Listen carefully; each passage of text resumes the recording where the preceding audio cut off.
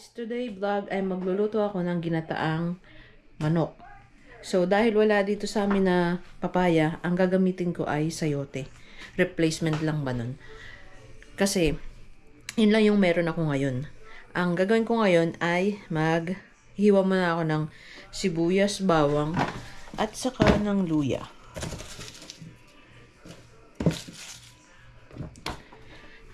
Nahugasan ko na rin pala yung manok na gagamitin natin.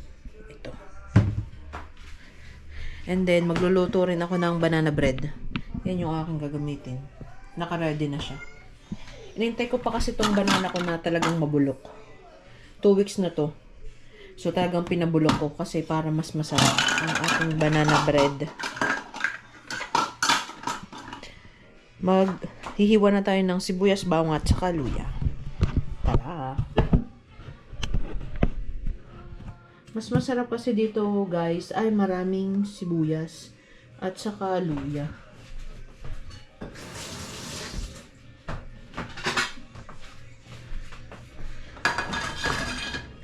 Ang ginagawa ko, magluluto na ako ng marami kasi binabaon din ng asawa ko. Ang ginagawa ko is nilalagay ko na lang sa freezer para hindi na rin ako magluluto. E di nakasave pa ako ng oras, di ba?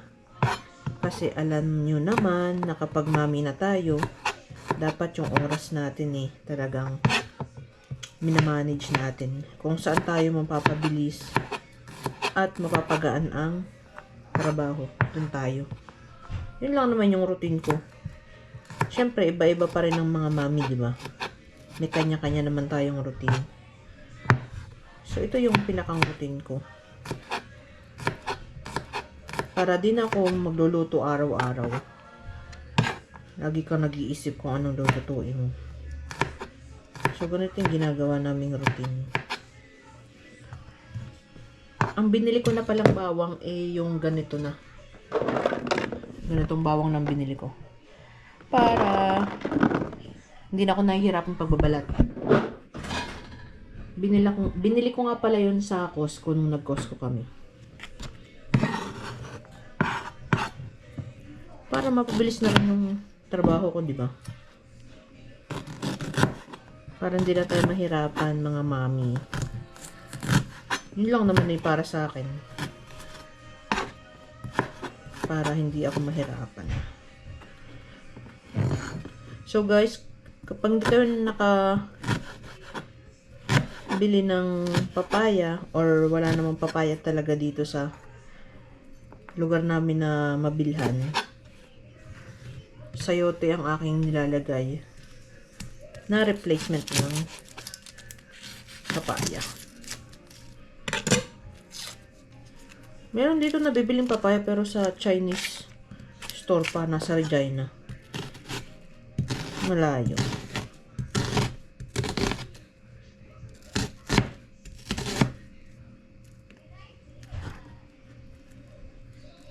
Talaga nakakayak ang ang sibuyas. Kaya minsan ayokong maghiwa talaga nito kasi naiiyak talaga ako. Ito pinakaayaw kong hiwain. Ang sibuyas. Tapos lalagyan ko siya na tanglad. See? Mas masarap daw kasi ang ginataang papaya. Ginataang chicken kung may tanglad. Or lemongrass. Ganito lang natin. Yan.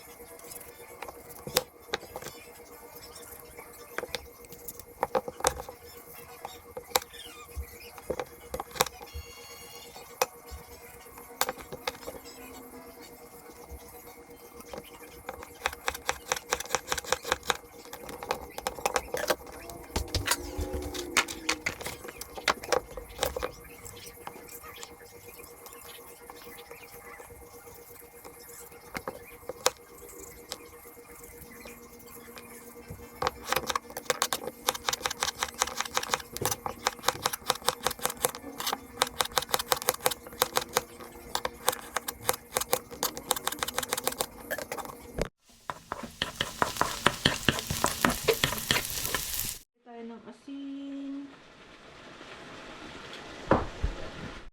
Nilagay ko ng chicken. Lutuin lang natin.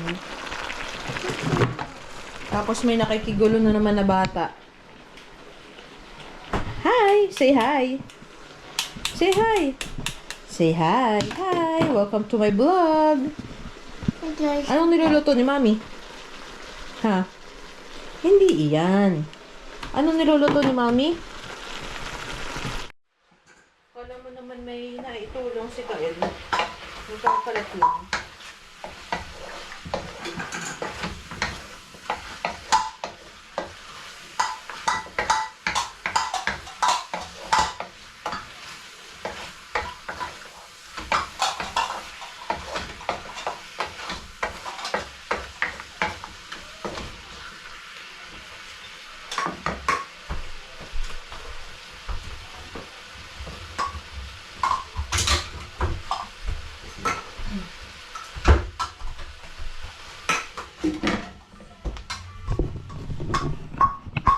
Say hi.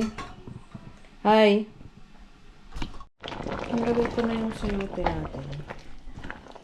Palambutin lang natin.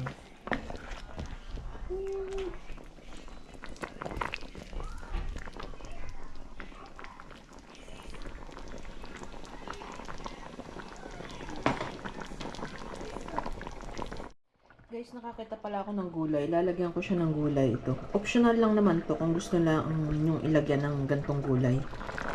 Ako gusto kong lagyan. So, lagyan natin. Para naman may gulay siya. Ito lang yung gulay na meron kami dito sa rat. Kaya ito na lang yung nilagay ko. Tutuin lang natin yung gulay and then ready na siya mamaya. Guys, luto na ang ating ulam.